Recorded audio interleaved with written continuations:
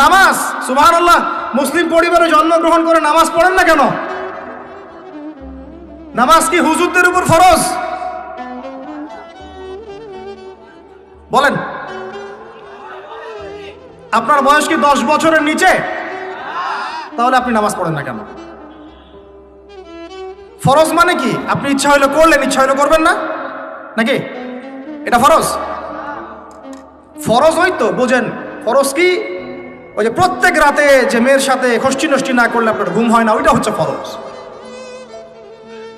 স্কুলে কলেজে গিয়ে মেয়েদের সাথে অ্যাফেয়ার্স করা, ডেটিং করা, এই পাবজি খেলা, আমাদের সবার উপর এখন ইউটিউবিং, ফেসবুকিং ফরজ।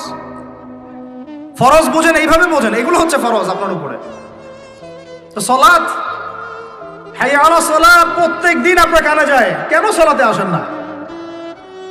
হাইয়া আলাল ফালাহ আপনার আমার কানে যায়, কেন সালাতে আসেন না? কখন সালাতে আসবেন?